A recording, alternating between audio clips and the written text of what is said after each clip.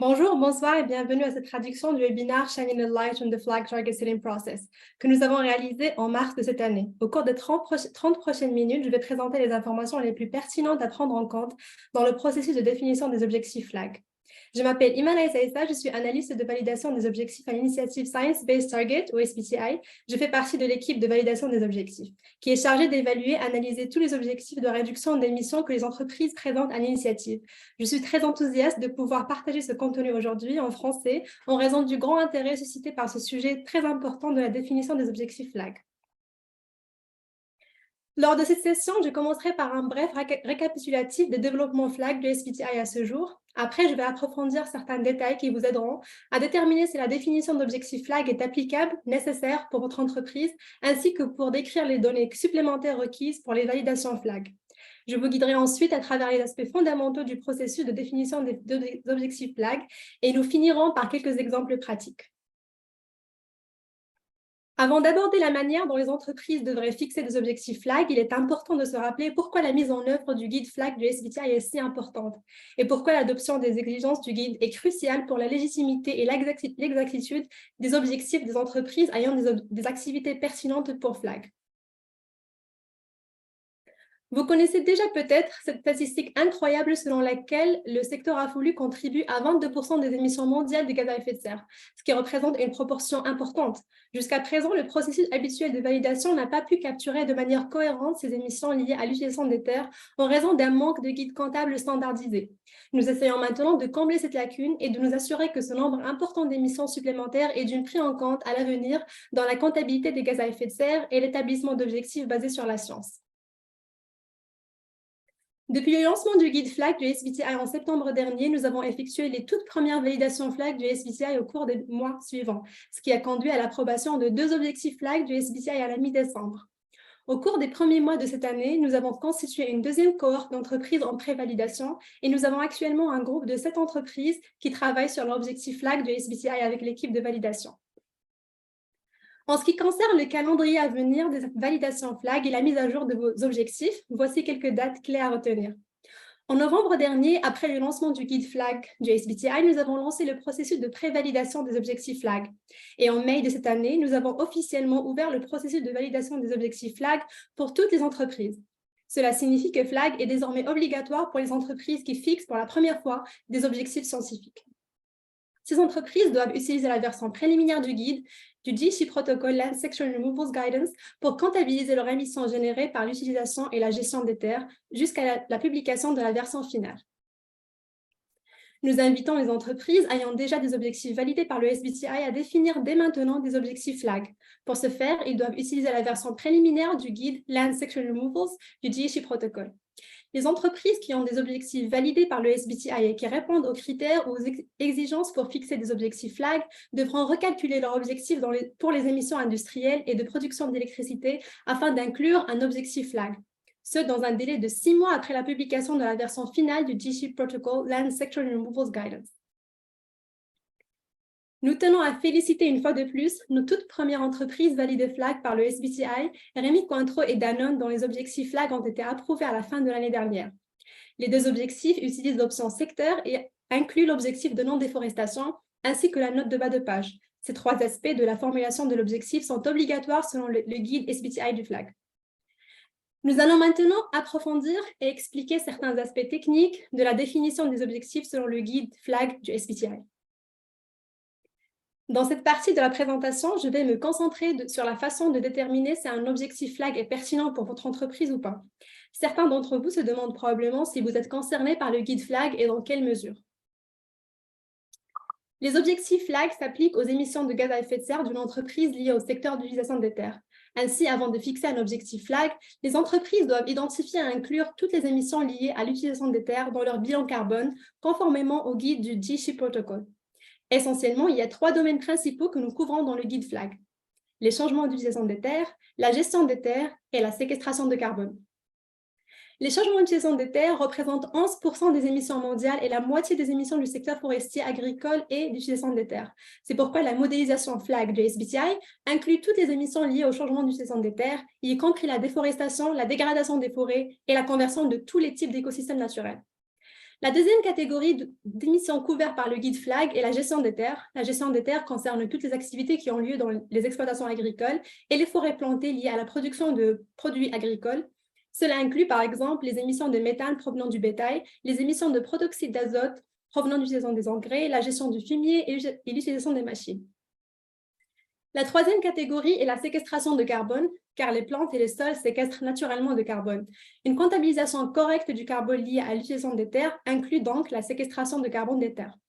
C'est vraiment différent par rapport aux autres secteurs industriels et c'est une partie essentielle de la contribution du secteur des terres aux trajectoires de 1,5 degré.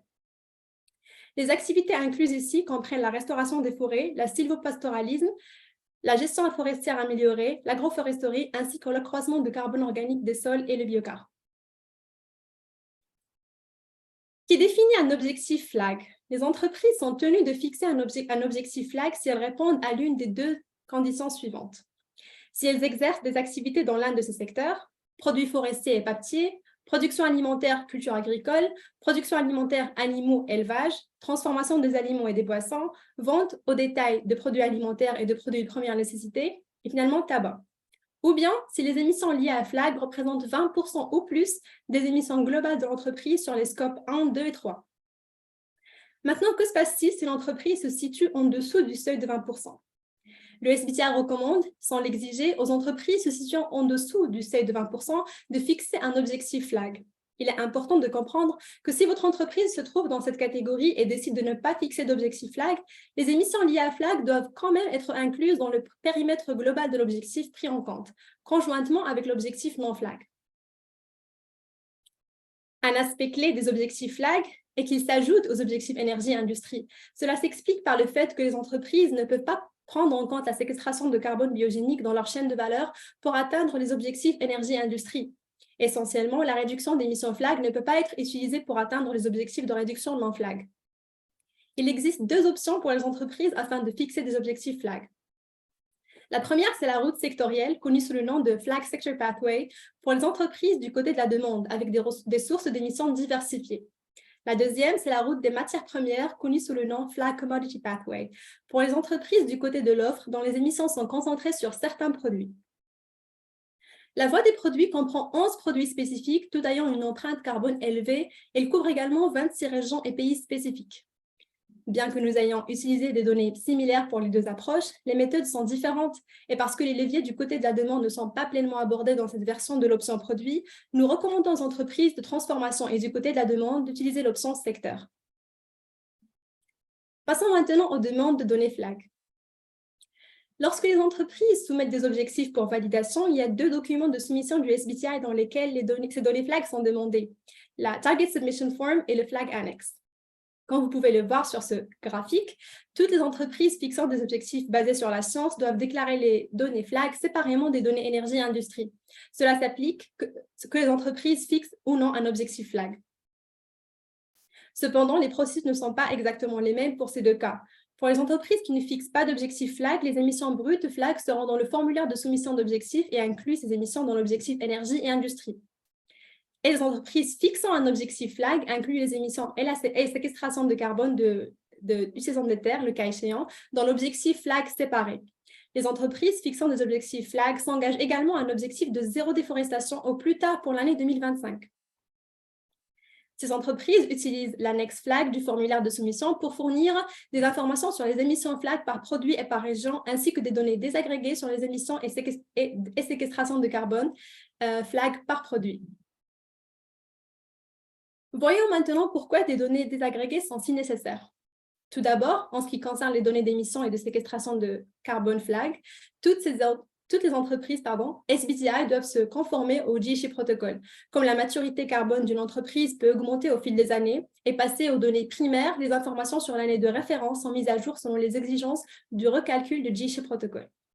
En réalité, il se peut que certaines entreprises ne puissent pas rapporter les émissions et la séquestration de carbone séparément dans certains cas. Cela est principalement dû au fait que certains des outils et bases de données existants utilisés pour la comptabilisation des émissions liées aux terres devront être mis à jour pour se conformer au nouveau guide du GHG Protocol Land Sector and Removals Guidance. Dans ce cas, les entreprises peuvent fournir une justification, mais il sera très important de continuer à travailler pour une déclaration séparée, ce que le protocole exigera.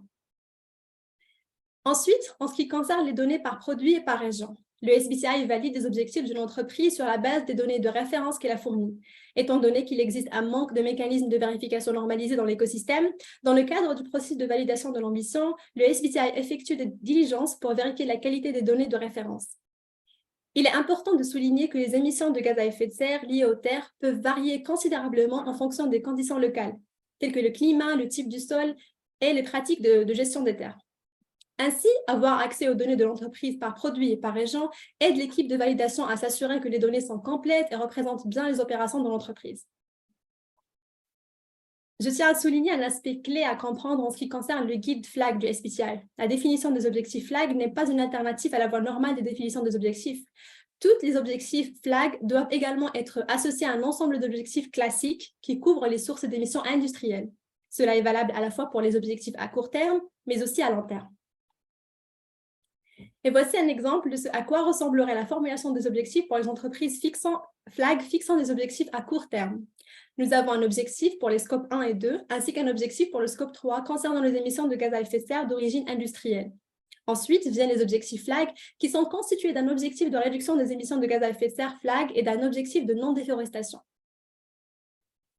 Pour le long terme, une formulation d'objectifs similaire existe, quelle que soit la contribution proportionnelle des émissions FLAG à vos émissions totales de scope 1, 2 et 3. Tous les objectifs FLAG fixés doivent avoir un homologue non FLAG pour garantir que les réductions d'émissions ont lieu dans toutes les activités. Je tiens également à souligner que les ambitions d'objectifs présentées sur ce dispositif représentent les réductions minimales autorisées pour la période de l'objectif utilisé ici en exemple, qui est de 10 ans. Les entreprises sont bien sûr encouragées à examiner les leviers à leur disposition et à dépasser l'ambition minimale lorsque cela est réalisable.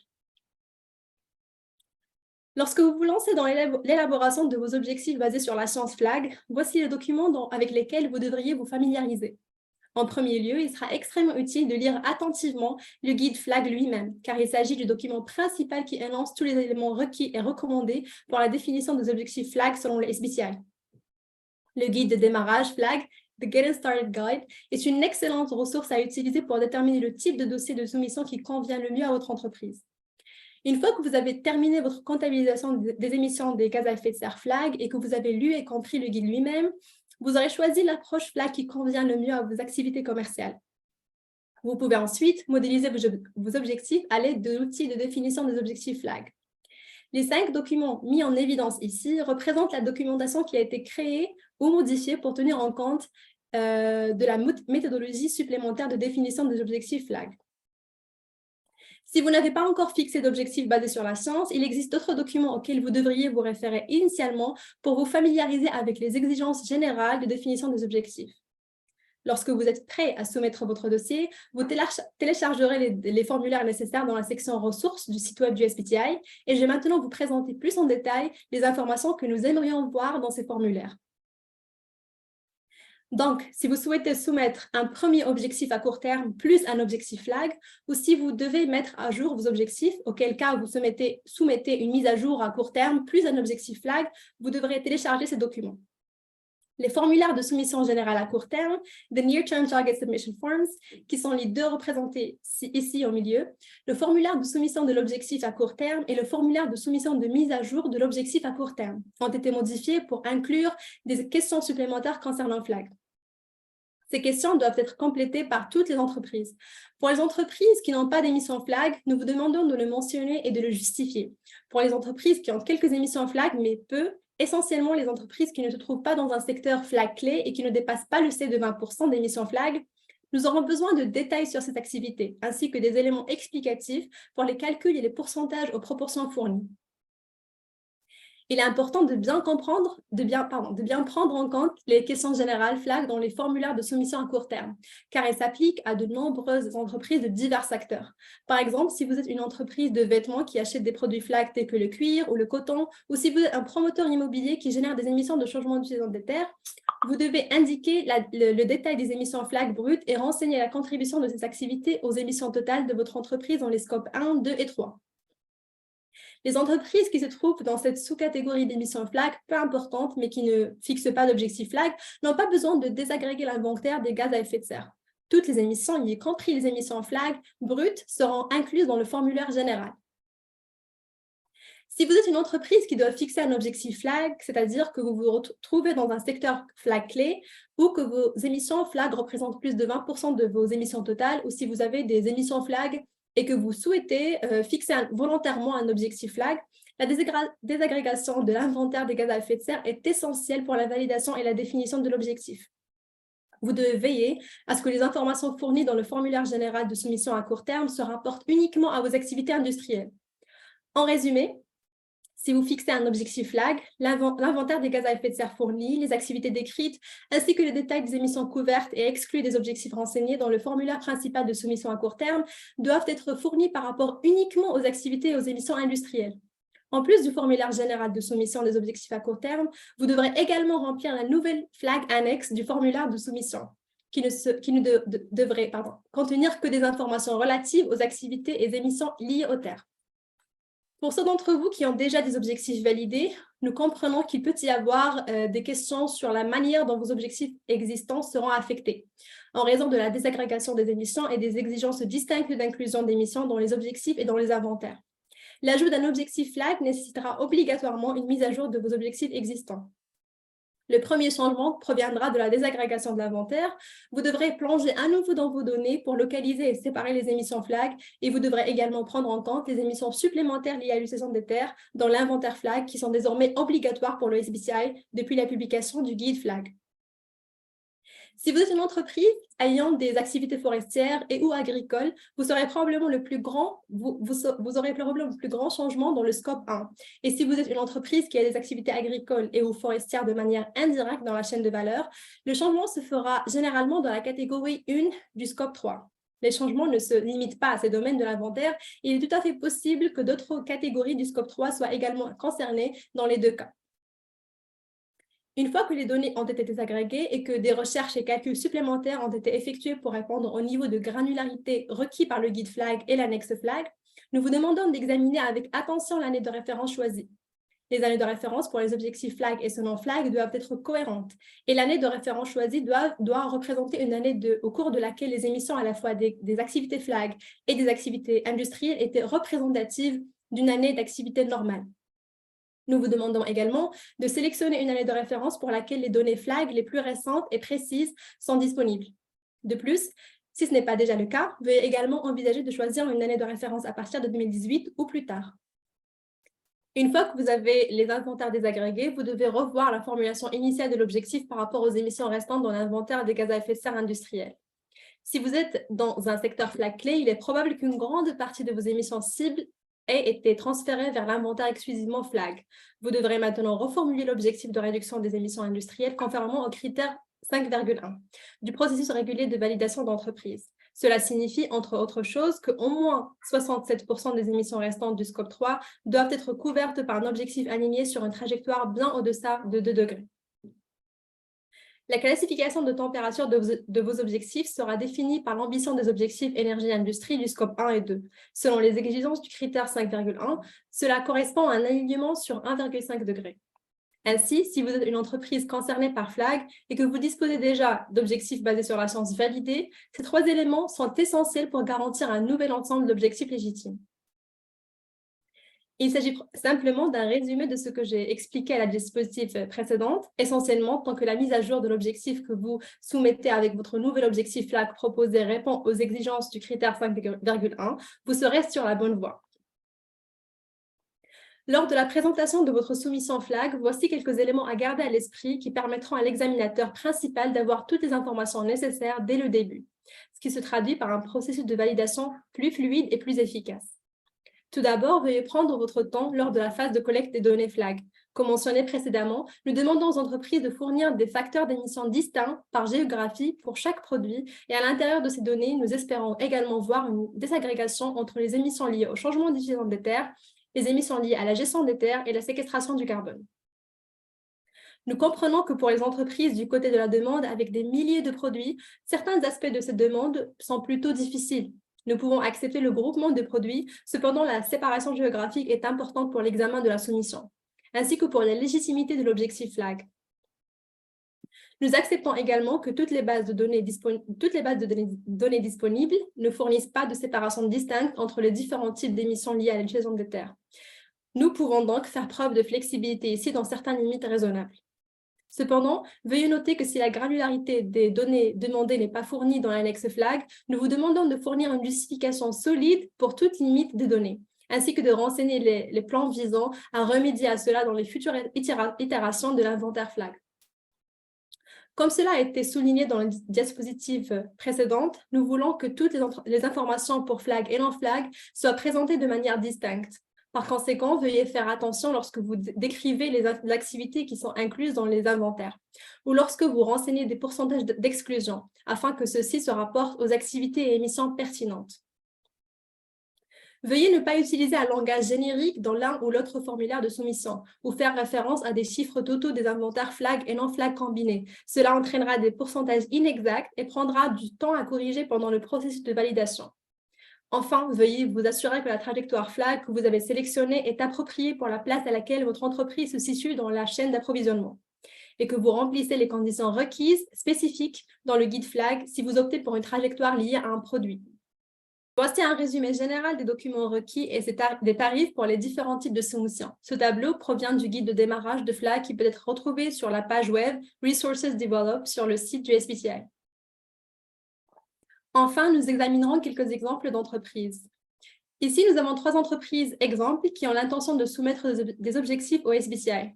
Entreprise A, une entreprise américaine du secteur de la vente au détail alimentaire et des articles de première nécessité qui est un secteur flag clé. Ils ont déjà établi des objectifs SBT avant 2020 et se sont maintenant engagés à fixer des objectifs net zéro. Entreprise B, une entreprise chinoise de textile, ce n'est pas un secteur obligatoire, mais comme ils se spécialisent dans les textiles à base de plantes et cellulosiques, plus de 20% de leurs émissions totales proviennent de flag. Aucun objectif SBT antérieur. Entreprise C, une entreprise européenne de produits de pêche dans le secteur de la production alimentaire, source animale. Ils se spécialisent dans les produits de pêche. Leurs émissions flag représentent moins de 5% de leur émission totale. Par conséquent, bien qu'ils opèrent dans un secteur désigné flag, l'entreprise n'est pas tenue de fixer un objectif flag. Commençons par l'entreprise A, l'entreprise de vente au détail américaine. Ils souhaitent soumettre leur objectif flag, mettre à jour leur objectif à court terme et fixer des objectifs net zéro en une seule fois. Ils devront soumettre des objectifs au plus tard 6 mois après la sortie finale du Guideline Sector Removals Guidance du GHG Protocol. La validation de la mise à jour des objectifs à court terme non flag, des objectifs net zéro et des objectifs flag prendront 60 jours ouvrés. L'entreprise A devra soumettre 3 formulaires de soumission non flag, une mise à jour des objectifs à court terme, la partie 1 de l'objectif net zéro et la partie 2 de la net zéro. Ils devront également soumettre une annexe flag, ainsi que des outils de définition d'objectifs pour leur objectif à court terme net zéro et flag. Dans le formulaire de mise à jour des dispositifs à court terme, l'entreprise A devra supprimer les émissions flag des objectifs existants et répondre à quelques questions générales sur flag que nous posons à toutes les entreprises. Dans l'annexe flag, il devra fournir des données flag désagrégées, notamment les émissions par produit et par région, ainsi que les changements d'utilisation des terres, la gestion des terres et la séquestration de carbone. La formulation des objectifs flag à court terme, y compris l'engagement de non-déforestation, doivent également être indiqués. Leur formulaire net zéro partie 1 devrait inclure les objectifs à long terme pour flag et non-flag. Leur formulaire net zéro partie 2 devrait inclure l'inventaire et la couverture des émissions flag et non-flag. Passons maintenant à l'entreprise B, l'entreprise chinoise de textile. L'entreprise B a l'intention de soumettre des objectifs à court terme pour la première fois en août 2023. Étant donné que les objectifs flag deviennent obligatoires pour toutes les entreprises soumettant après avril, ils doivent soumettre des objectifs flag au moment de la soumission. Leur validation des objectifs non flag et flag prendront 30 jours ouvrés. L'entreprise B devra soumettre un formulaire de soumission des objectifs à court terme, une annexe flag et les outils de définition d'objectifs à la fois pour les objectifs à court terme et flag. Le formulaire à court terme inclura des informations générales sur flag, mais n'inclura pas les émissions flag. L'inventaire dans le formulaire à court terme ne devrait inclure que les émissions non flag et le cas échéant les émissions et séquestration de carbone liées à la bioénergie. L'annexe flag inclura les mêmes informations que pour l'entreprise A, y compris les informations sur la formulation des objectifs et les données désagrégées des émissions de gaz à effet de serre flag. Cela nous amène à l'entreprise C, l'entreprise de produits de pêche. Bien que l'entreprise C soit dans un secteur désigné flag, elle se spécialise dans la pêche et a donc très peu d'émissions flag. Étant donné que l'exigence flag est levée pour les entreprises des secteurs désignés flag, lorsque moins de 5% de leurs émissions totales proviennent de flag, les objectifs flag ne sont pas obligatoires pour l'entreprise C. Ils ont déjà des objectifs SBT fixés avant 2020 et ont l'intention de mettre à jour leurs objectifs à court terme et d'établir des objectifs net zéro. Comme les objectifs FLAG ne sont pas requis pour eux, ils n'ont pas de date limite de soumission et leur validation prendra 60 jours ouvrables.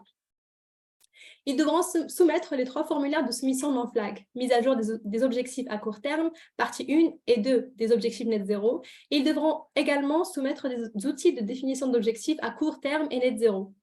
Le formulaire de mise à jour à court terme de l'entreprise C comprendra des informations générales sur FLAG. L'inventaire dans ce formulaire inclura les émissions FLAG brutes ainsi que les émissions non FLAG. Car les entreprises qui ne soumettent pas d'objectifs FLAG n'ont pas besoin de renseigner séparément les émissions FLAG dans l'annexe FLAG. Notez que l'inclusion de données liées à la séquestration de carbone n'est pas autorisée dans les objectifs non FLAG. Donc, seules les émissions FLAG doivent être renseignées dans ce formulaire. Si applicable, les informations liées à la bioénergie seront également renseignées dans ce formulaire. La partie 1 de la net zéro inclura la formulation de l'ambition des objectifs à long terme. La partie 2 de la net zéro inclura l'inventaire des émissions de gaz à effet de serre et les informations sur les émissions incluses dans les objectifs. Au cours de cette session, nous avons entendu parler du rôle clé que le secteur de l'agriculture, de la foresterie et autres utilisations des terres doit jouer pour accélérer la transformation vers une économie net zéro et pour aider à éviter les impacts du changement climatique. Les entreprises de ce secteur ont désormais la possibilité d'être responsables et d'élever leurs ambitions comme l'indiquent les critères du guide dont je vous ai parlé. Veuillez vous inscrire à notre liste de diffusion pour rester informé sur tous les développements du SBTi. Vous pouvez également consulter la page d'accueil FLAG du SBTi qui contient de multiples liens utiles et ressources pour approfondir vos connaissances sur le sujet. Si vous avez des questions, veuillez contacter l'équipe FLAG à l'adresse email affichée à l'écran. Merci beaucoup pour votre intérêt et je vous souhaite une bonne journée.